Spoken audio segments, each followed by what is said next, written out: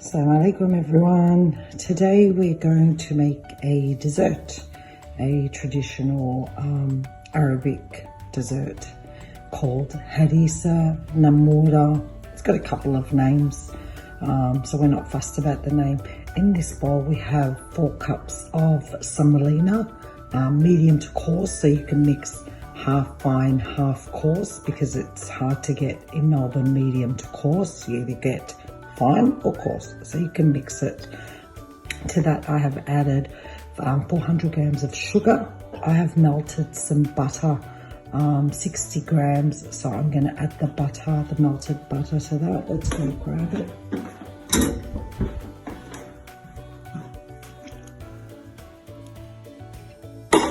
Now I'm going to give that a good mix until it resembles breadcrumbs, and come right back.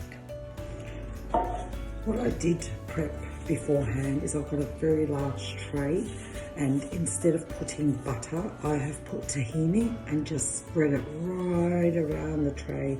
Tahini is a great alternative to butter, and it gives it a beautiful golden colour underneath the harissa once it's cooked. So I've put that aside there. I have over here a 1/4 teaspoon of bicarb.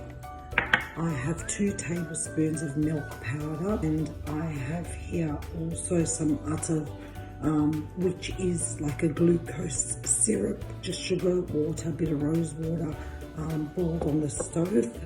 I think it was about 100 grams. I'm going to add them all in together and give it a good mix.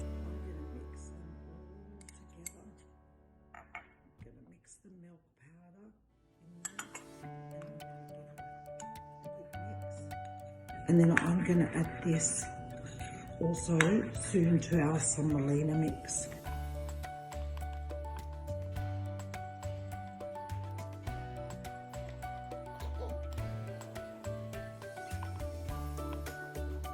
To the semolina and sugar, I'm putting a cup of coconut, designated coconut. I'll also give this a good mix.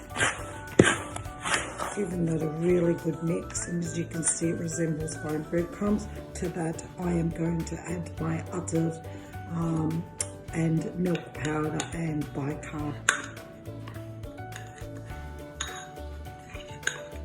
Then you're going to add your water. We're going to resemble a thick cake batter. You may find that we need a little bit more. For some reason semolina just absorbs differently every time.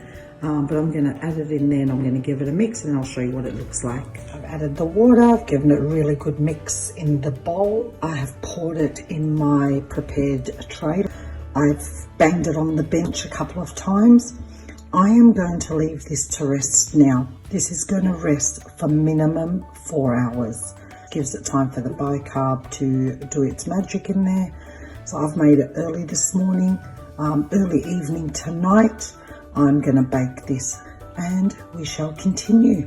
Now we're going to make some sugar syrup while that is resting for 4 or 5 hours.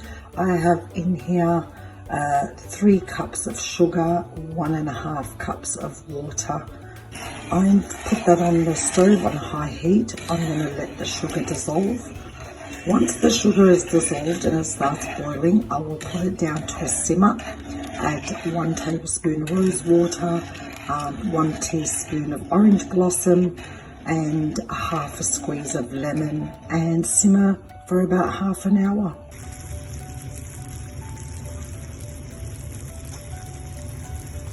And that's perfect. So we're going to flick that off. We're going to leave that, put it to the side, and when we need it later tonight, I'll show you what to do. So this has been resting for about 5 hours now, and what I've done is I have cut it ever so gently in diamond shapes, and I am putting some almonds on top. You can have pecans if you want, but the traditional way that we make it is with the almonds.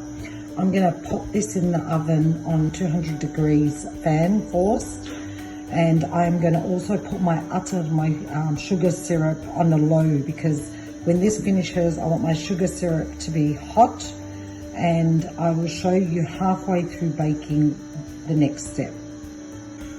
Having the almonds all facing one way and in a line like this will also help me to find the lines once I've started baking it, because they do sort of, fade. So having them this way will help me in the next process. So keep that in mind. Now it's a very light colour and we can see that it's actually cooked through. It's not soft or mushy on the inside. We're going to get a sharp knife and go over the lines that we previously cut this way and then the opposite way, cutting it all the way to the bottom. And then we're going to put it back in the oven so it can get its colour and finish cooking.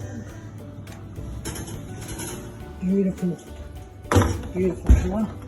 Our sugar syrup is nice and hot. Now straight away, while it's all hot, we are going to pour it over.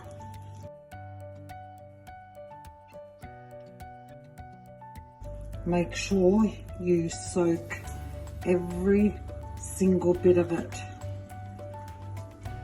When you find that it's no longer being soaked and absorbing very quickly, then you stop.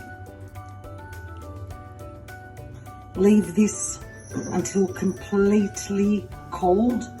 All this syrup will get absorbed in there. It's going to get all soaked up by the harissa, and then when it's completely cold, we can cut it up and serve it.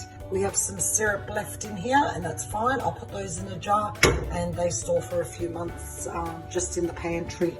But that's your harissa, ladies and gentlemen, and I will come back once this is completely cold and then cut it up. I'll use a spatula, a steel spatula, because it brings out nice sharp edges. And there we have it, ladies and gentlemen.